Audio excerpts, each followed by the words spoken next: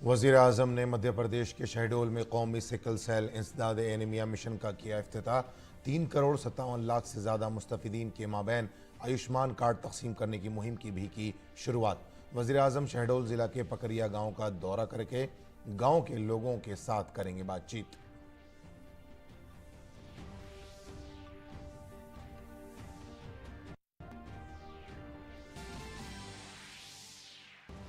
वज़ीर-ए-आज़म नरेंद्र मोदी ने दिल्ली में भारतीय सहकारी महासम्मेलन का किया इफ्तिताह। वज़ीर-ए-आज़म ने NCUI हार्ट पोर्टल का भी किया लॉन्च। कहा, सरकार और सहकार मिलकर तरक्की याफ्ता और खुद कफील भारत के अज़्म को देंगे दोहरी मजबूती।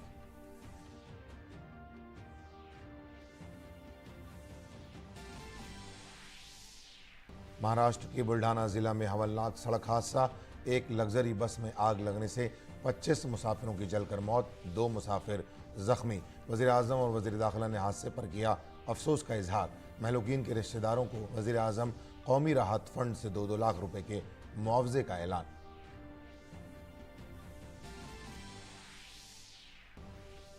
श्री अमरनाथ यात्रा आज से जम्मू और कश्मीर के बालताल और पहलगाम रास्तों से हुई शुरू। 62 दिनों तक चलने वाली इस यात्रा के लिए किए गए हैं सिक्योरिटी के जबरदस्त इंतजाम।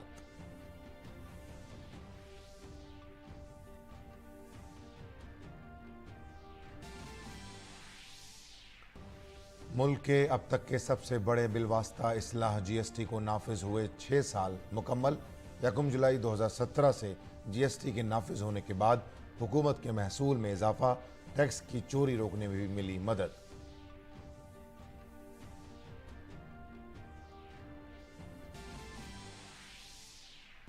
भारत के star Olympic champion Neeraj Chopra ने बनाया एक और रिकॉर्ड।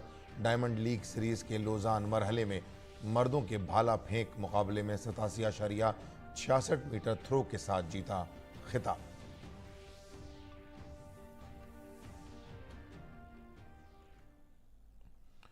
आदाब नाज़रीन, खबरनामे में आपका इस्तकबाल है। मैं हूं अब्दुल्ला और खबरें तफसील से। वज़ीर-ए-आज़म नरेंद्र मोदी ने मध्य प्रदेश के शहडोल में नेशनल सिकल सेल इंसदाद एनीमिया मिशन का आगाज़ किया।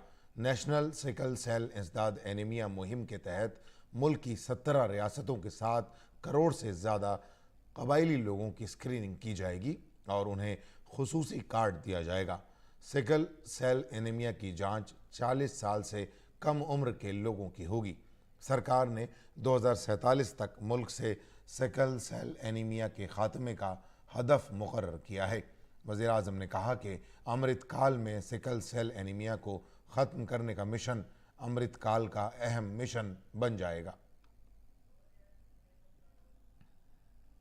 सिकल सेल एनीमिया से मुक्ति का यह अभियान अमृत काल का प्रमुख मिशन बनेगा और मुझे विश्वास है जब देश आजादी के 100 साल मनाएगा,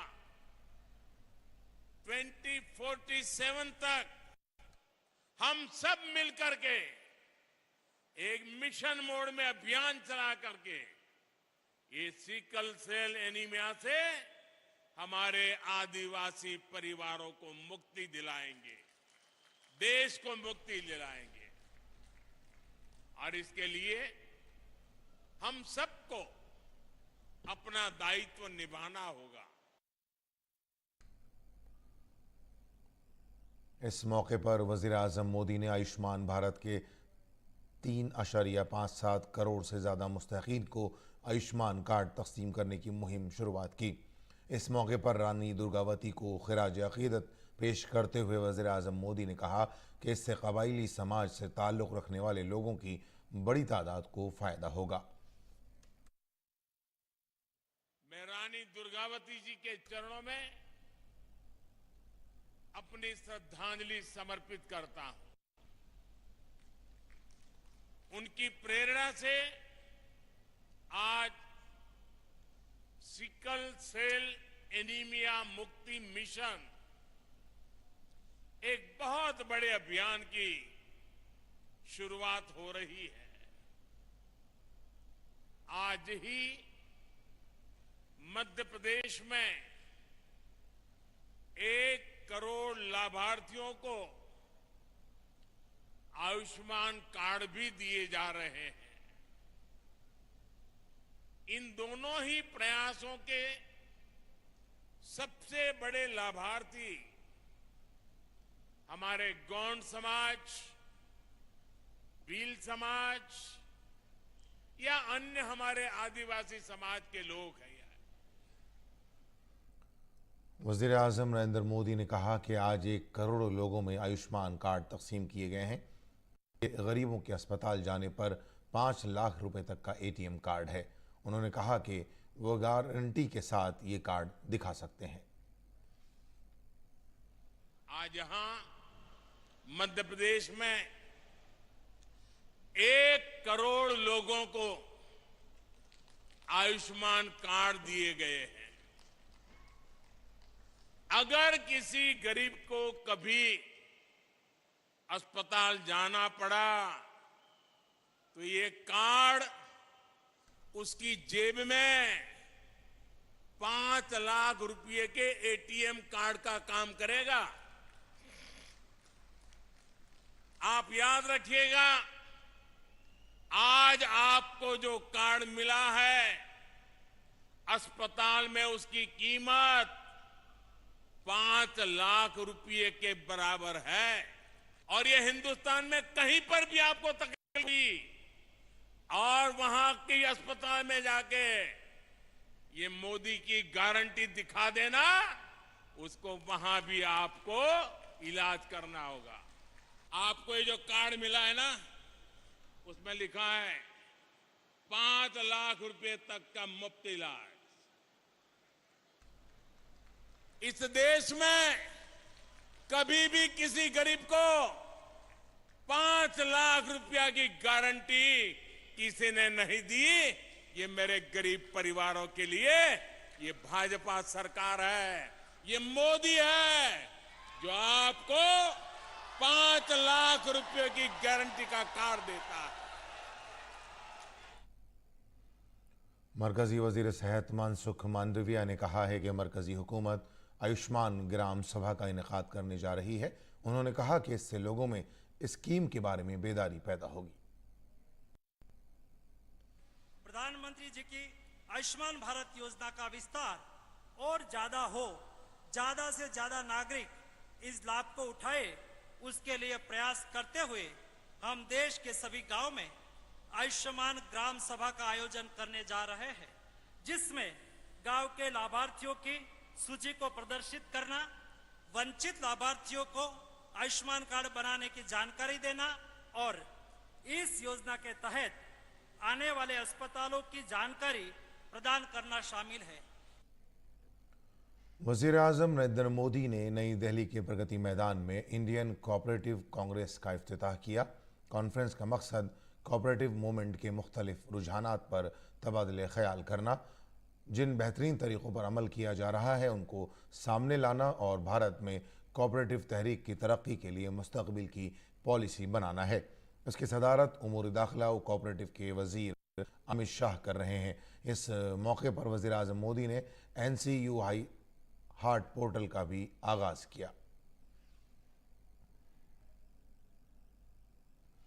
17वें इंडियन कोऑपरेटिव कांग्रेस से खिताब करते हुए वज़ीर आज़म मोदी ने कहा कि तरक्की याफ्ता भारत के बड़े अहदाफ को हासिल करने के लिए कोऑपरेटिव को एक बड़ी ताकत देने का फैसला किया गया और पहली बार कोऑपरेटिव के लिए एक अलग वजारत बनाई गई। पहली बार सहकारिता के लिए अलग मंत्रालय बनाया, अलग बजट का प्रावधान किया।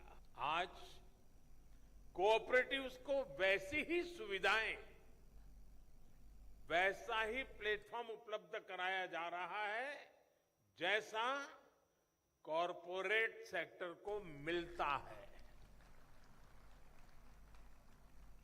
सहकारी समितियों की ताकत बढ़ाने के लिए उनके लिए टैक्स की दरों को भी कम किया गया है। सहकारिता क्षेत्र से जुड़े जो मुद्दे वर्षों से लंबित थे, उन्हें तेज गति से सुलझाया जा रहा है। वज़ीर-ए-आज़म मोदी ने कहा कि पिछले 9 सालों में हालात बिल्कुल बदल गए हैं। आज करोड़ों छोटे किसानों को पीएम किसान सम्मान निधि मिल रहा है।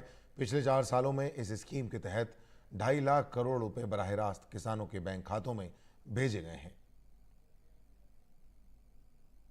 बीते 4 वर्षों में इस योजना के तहत 2.5 लाख करोड़ रुपए, आप सब सहकारी क्षेत्र का नेतृत्व करने वाले लोग हैं, मैं आशा करूंगा कि इन आंकड़ों पर आप गौर करेंगे। 2.5 लाख करोड़ रुपए सीधे किसानों के बैंक खातों में भेजे गए हैं। ये कितनी बड़ी रकम है, इसका अंदाजा आप एक और आंकड़े से अगर मैं तुलना करूंगा तो आप आसानी से लगा सकेंगे। 2014 से पहले के 5 वर्षों के कुल कृषि बजट ही मिला दें, 5 साल का एग्रीकल्चर बजट, तो वो 90,000 करोड़ रुपए से कम था। 90,000 से कम, यानी तब पूरे देश के कृषि व्यवस्था पर जितना खर्च तब हुआ, उसका लगभग 3 गुना हम सिर्फ एक स्कीम यानी पीएम किसान सम्मान निधि पर खर्च कर चुके हैं। वज़ीर-ए-आज़म ने कहा कि आज भारत अपने डिजिटल लेन देन के लिए दुनिया में पहचाना जाता है। ऐसी सूरत हाल में कोऑपरेटिव सोसाइटियों और कोऑपरेटिव बैंकों को भी डिजिटल लेन देन में लीडर बनना होगा। आज भारत की पहचान दुनिया में अपनी डिजिटल लेन देन के लिए होती है। ऐसे में सहकारी समितियां, सहकारी बैंकों को भी इसमें अब अग्रणी रहना होगा। इससे ट्रांसपेरेंसी के साथ साथ मार्केट में आपकी एफिशिएंसी भी बढ़ेगी और बेहतर प्रतिस्पर्धा भी संभव हो सकेगी। वज़ीर-ए-आज़म मोदी ने कहा कि अमृतकाल में मुल्क के गांवों और मुल्क के किसानों की सलाहियत को बढ़ाने के लिए मुल्क के कोऑपरेटिव सेक्टर का किरदार बहुत बड़ा होने वाला है। सरकार और कोऑपरेटिव एक साथ तरक्की याफ्ता भारत, खुद कफील भारत के अज़्म को दोगुना मजबूती देगा। निर्यात, एक्सपोर्ट लगातार नए रिकॉर्ड बना रहा है। मेक इन इंडिया की चर्चा भी आज पूरी दुनिया में हो रही है। ऐसे में आज सरकार का प्रयास है कि सहकारिता भी इस क्षेत्र में अपना योगदान बढ़ाए। इसी उद्देश्य के साथ आज हम मैन्युफैक्चरिंग से जुड़ी सहकारी समितियों को विशेष रूप से प्रोत्साहित कर रहे हैं। उनके लिए टैक्स को भी अब बहुत कम किया गया है। सहकारिता सेक्टर निर्यात बढ़ाने में भी बड़ी भूमिका निभा रहा है। इमदाद बाहमी के मरकजी वजीर अमित शाह ने भी भारतीय सहकारी महासम्मेलन से खिताब किया। उन्होंने कहा कि मुल्क में अलहदा कोऑपरेटिव वजारत बनाने का मुतालबा 75 साल से जारी था, लेकिन जब पीएम मोदी दूसरी बार पीएम बने तो एक खुद मुख्तार कोऑपरेटिव वजारत बनाई गई।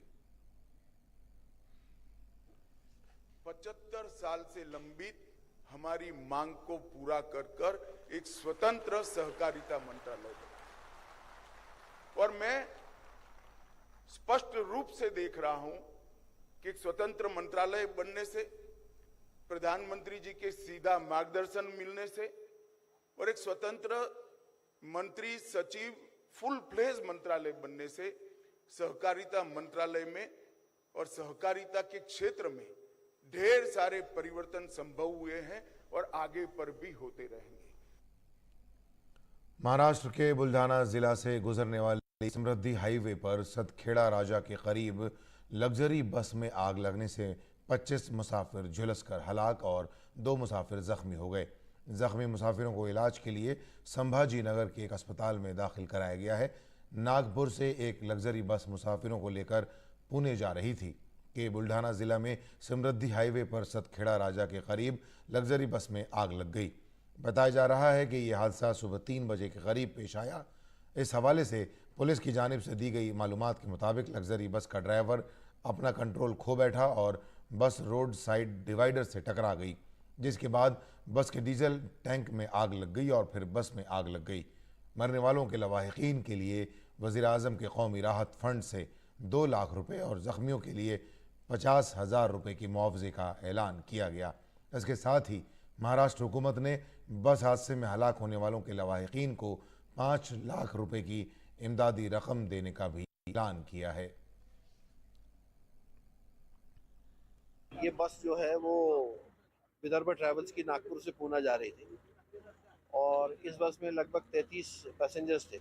ये बस एक 35 के आसपास सिंदखेड़ राजा बुल्ढाना जिला समृद्धि हाईवे पे एक पोल से टकराई। शायद हो सकता है ड्राइवर का बैलेंस गया। वो ड्राइवर से बात की अभी तो ड्राइवर कहता है कि टायर बस्ट हो गया। तो पोल से टकरा कर उसके आगे पुलिया थी, ये जो पुलिया है उस पर टकरा के गाड़ी का डीजल टैंक जो है वो फूट गया। डीजल टैंक फूटने के बाद में गाड़ी में आग लग गई और गाड़ी आगे आके स्किड हो गई। लोगों को मौका नहीं मिला बाहर निकलने का, तो उसमें से 8 लोग बचकर बाहर आए।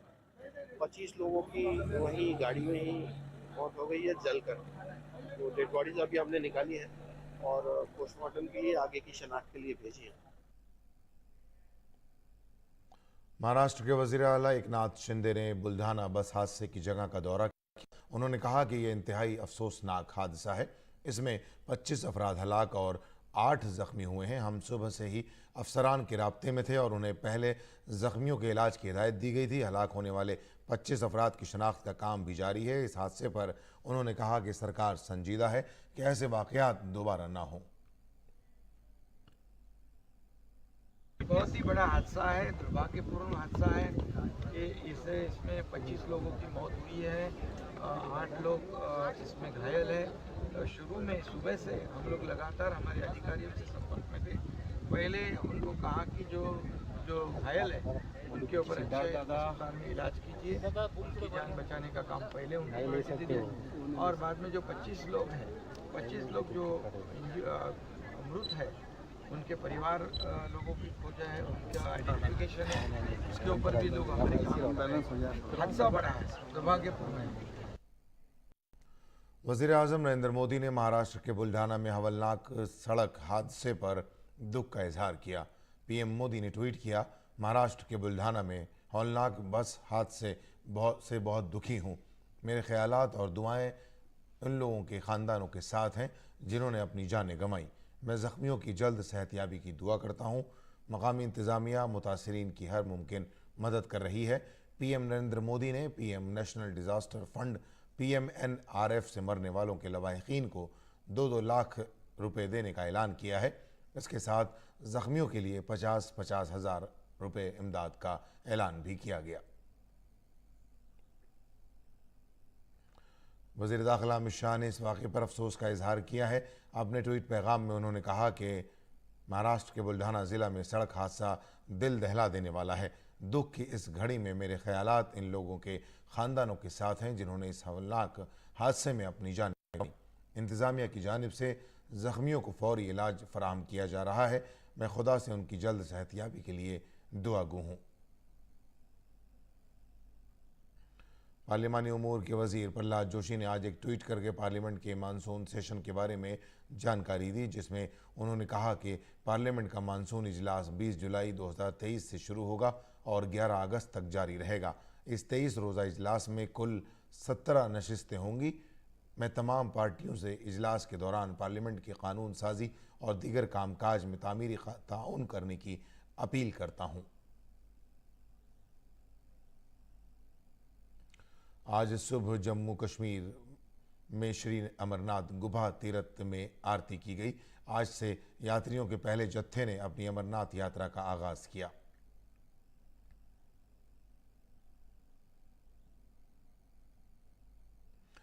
मुल्क के कुछ हिस्सों में टमाटर की कीमतों में अचानक इजाफा हो गया है। सारिफीन के उमूर के सेक्रेटरी रोहित कुमार सिंह ने कहा कि हर साल इस वक्त टमाटर की कीमतों में मामूली इजाफा होता है, लेकिन इस पर जल्द ही काबू पा लिया जाएगा। टमाटर की कीमतों में एक सीजनैलिटी होती है, बिकॉज जो उसका प्रोडक्शन का समय है वो पूरे भारत के हर क्षेत्र में अलग अलग होता है। सो हर वर्ष इस समय प्राइसेस थोड़ी ज़्यादा होती हैं, पर जैसे अगर दिल्ली की बात करें तो शिमला की जो हिल्स हैं, हिमाचल प्रदेश की, वहाँ से सिरमौर और सोलन डिस्ट्रिक्ट से सप्लाईज यहाँ पे शीघ्र आ जाएंगी, तो प्राइसेस विल कूल डाउन। 6 साल कबल इस दिन मुल्क आज़ादी के बाद सबसे बड़ी टैक्स इस्लाहात का गवाह बना था। 2017 में जीएसटी यानी अशिया और खिदमत टैक्स 1 जुलाई को ही नाफिज किया गया था। मुल्क की मईशत को मुनज़्ज़म करने के अलावा इस नए निज़ाम से कीमतों को कम करने और टैक्स के दायरे को बढ़ाने में मदद मिली। गुज़श्ता अप्रैल में जीएसटी की वसूली 1,87,000 करोड़ की बुलंद तरीन सतह पर पहुँच गई थी। जीएसटी के नफाज के बाद खाने पीने की अशिया समेत दीगर कई अशिया पर टैक्स में कमी आई है। जीएसटी का नया निज़ाम मरकज़ और रियासतों दोनों को यकसां टैक्स लगाने का हक देता है और पूरा निज़ाम ऑनलाइन होने की वजह से इसने काले धन पर भी रोक लगा दी है। डॉक्टरों के कौमी दिन के मौके पर मरकज़ी वज़ीर ममलिकत बराए तालीम डॉक्टर सुभाष सरकार ने नई दिल्ली के न्यू मोती बाग में वाक़ रिहायशी कॉलोनी में एक सेहत कैंप का इनेकाद किया। इस दौरान डॉक्टर राम मनोहर लोहिया अस्पताल, लेडी हार्डिंग अस्पताल और राजीव गांधी कैंसर अस्पताल के डॉक्टरों और नर्सों समेत पैरामेडिकल टीम ने sugar checkup, oral checkup, cancer checkup के लिए अपनी खिदमत अंजाम दी। इस मौके पर वज़ीर ममलिकत ने कहा कि हेल्थ कैंप का मकसद लोगों में सेहत के तई बेदारी पैदा करना है। हम इस दिन जो एक मेडिकल कैंप किया, इसलिए किया कि जनता के अंदर अवेयरनेस बढ़ाने के लिए कोई छोटे छोटे चीज़ हैं जो diabetes detection, hypertension detection, blood group detection, इसके साथ साथ महिलाओं के लिए कैंसर डिटेक्शन। आजकल ओरल कैंसर भी बहुत होते हैं, ओरल कैंसर डिटेक्शन ये कर रहे हैं। हेल्थ कैंप में आने वाले मकामी लोगों ने सेहत के तई बेदारी पैदा करने का हलफ लिया और घर के करीब ही हेल्थ चेकअप की सहूलत मिलने पर खुशी का इजहार किया। मंत्री जी का हम अपनी तरफ से धन्यवाद करते हैं। उन्होंने यहाँ पे कैंप लगाया लेडीजों के लिए और ये सैनिटरी पैड वगैरह अपनी तरफ से उन्होंने फ्री में बांट रहे हैं और ये सबको यूज करना चाहिए, इसमें शर्म की कोई बात नहीं है। हमें यहाँ पे जो भी सुविधा दी गई है बहुत अच्छी लगी, बहुत बढ़िया है। हर चीज़ का, आइज़ का, डेंटल का, स्किन का, मतलब जो भी है ऑलमोस्ट सब बढ़िया लगा। गायनिक के लिए भी है। उत्तर प्रदेश के गाज़ियाबाद की मेयर सुनीता दयाल ने गाज़ियाबाद के इलाके में मुबैना तौर पर कचरा फेंकने के इल्ज़ाम में दिल्ली के एमसीडी ट्रकों को जब्त कर लिया है। उत्तर प्रदेश के नायब वज़ीर आला ब्रिजेश पाठक ने कहा कि दिल्ली म्यूनसिपल कॉरपोरेशन का ट्रक जो गाज़ियाबाद में कचरा फेंकने के लिए जा रहा था उसको जब्त कर लिया गया है। उन्होंने कहा कि रियासत में किसी को कूड़ा करकट फैलाने का हक नहीं है। गाजियाबाद में जिस ढंग से दिल्ली सरकार ने कूड़ा फेंकने का एक काम कर रखा था उसको हमने रोक लगाई है, उनके ट्रकों को जब्त किया है, चेतावनी भी दी है और भविष्य में अगर पुनरावृत्ति हो तो कड़ी कार्रवाई भी करेंगे। किसी को भी प्रदेश में गंदगी कूड़ा फैलाने की अनुमति नहीं है। दिल्ली के नगर निगम में अपोजिशन लीडर राजा इकबाल सिंह ने गाजियाबाद में दिल्ली का कचरा फेंकने पर आज कहा कि यह बदउनवानी का मामला है। आम आदमी पार्टी के लीडर बदउनवान ऑफिसर के साथ मिलकर एमसीडी से करोड़ों का बिल ले रहे हैं, इसके लिए किसी को भी नहीं बख्शा जाएगा। जब से भारतीय जनता पार्टी के बाद आम आदमी पार्टी दिल्ली में आई है तो इन्होंने क्या किया कि कूड़े का जो पहाड़ था उसको कम करने के लिए, क्योंकि इन्होंने कोई भी ऐसी, ना इनके पास कोई प्लानिंग है, ना इनकी कोई योजना है, ना इनको समझ है और ना ही ये कोई काम करना चाहते हैं। इनको तो एक ही इनका पॉइंट है कि लुभानी बातें जनता में करनी। इनकी कथनी और करनी में इतना अंतर है कि जितनी भी एनसीआर है दिल्ली के पास, ये यहाँ का कूड़ा उठाकर बॉर्डर क्रॉस कर रहे हैं, और उसमें जितने मीट्रिक टन के हिसाब से ये एमसीडी में पैसा ले रहे हैं, ये इनका सीधा सीधा ये कंपनी से भ्रष्ट अधिकारियों के साथ मिलकर वो करोड़ों रुपए का जो बिल है ये एमसीडी से ले रहे हैं। भ्रष्टाचार है वो खुलेगा, 6 महीने की फाइलें खुलेंगी, वो कई 100 करोड़ रुपया भ्रष्टाचार का निकलेगा जो फेक बिलिंग कर रखी है कंपनी में। बिल्कुल हम इस चीज पे बिल्कुल ताकत के साथ इसका विरोध करेंगे, कंपनी को हम डिस्कार्ड करेंगे, कंपनी के खिलाफ एक्शन होगा, भ्रष्ट अधिकारियों के खिलाफ एक्शन होगा, और आम आदमी पार्टी के भले मेयर हो या कोई भी अधिकारी होगा, कोई भी आदमी बख्शा नहीं जाएगा। गोल्डन बॉय नीरज चोपड़ा ने एक बार फिर तारीख रकम की है। Neeraj Chopra Lausanne Diamond League का खिताब जीत चुके हैं। नीरज ने 87.66 मीटर की थ्रो के साथ गोल्ड मेडल जीता। इस साल गोल्डन बॉय नीरज का ये दूसरा गोल्ड मेडल है। इससे कबल उन्होंने मई में दोहा में मुनक़िद डायमंड लीग का खिताब जीता था। जिक्र है कि नीरज चोपड़ा अब तक 8 बैनुल-अक़वामी गोल्ड मेडल जीत चुके हैं। वज़ीर-ए-आज़म नरेंद्र मोदी ने भी ज्यूलन थ्रोअर यानी बर्छी फेंकने वाले नीरज चोपड़ा को लुज़ान डायमंड लीग में तलाई तमगा जीतने पर मुबारकबाद दी है। उन्होंने अपने ट्वीट में लिखा, नीरज चोपड़ा को लुज़ान डायमंड लीग में शानदार कारकर्दगी पर मुबारकबाद। अपनी गैर मामूली कारकर्दगी की बदौलत वो टेबल पर सर फहरिस्त रहे। काबिलियत और लगन के साथ कामयाबी के लिए उनकी अनथक कोशिशें काबिल सताइश हैं। वज़ीर-ए-आज़म नरेंद्र मोदी ने ट्वीट करके एशियन कबड्डी चैंपियनशिप का टाइटल जीतने पर भारतीय टीम को मुबारकबाद दी है। पीएम मोदी ने ट्वीट किया, हमारी शानदार कबड्डी टीम को 8वीं एशियन कबड्डी चैंपियनशिप का खिताब जीतने पर मुबारकबाद। उन्होंने अपनी गैर मामूली कारकर्दगी और यकजहती के साथ हकीकी खेल के जज्बे का मुजाहरा किया है। मुस्तकबिल के लिए आप सबको नेक ख्वाहिशात। वज़ीर-ए-आज़म ने एक और ट्वीट में स्क्वैश टीम को भी मुबारकबाद दी है। उन्होंने लिखा, भारत के लिए काबिल फ़ख्र लम्हा, क्योंकि हमारी टीम ने एशियाई स्क्वैश मिक्स्ड डबल्स इवेंट का इख्तिताम दीपिका पालिकल और हरिंदर सिंह सिंधु के गोल्ड मेडल, अनाहत सिंह और अभय सिंह के लिए कांसे के तमगे के साथ किया। हमारे खिलाड़ियों को उनकी शानदार कारकर्दगी पर मुबारकबाद। मुस्तकबिल की कोशिशों के लिए नेक ख्वाहिशात। बेंगलुरु में आज सैफ फुटबॉल टूर्नामेंट के सेमीफाइनल में भारत का मुकाबला लेबनान से होगा। लेबनान की टीम अपने तीनों मैच जीतकर ग्रुप मरहले में सरफहरिस्त रही। ऐसा करने वाली वो वाहिद टीम है। भारतीय टीम 3 में से 2 मैच जीतने में कामयाब रही। नाज़रीन, इसके साथ ही खबरों का बुलेटिन इख्तिताम को पहुंचता है। इजाज़त दीजिए, आदाब।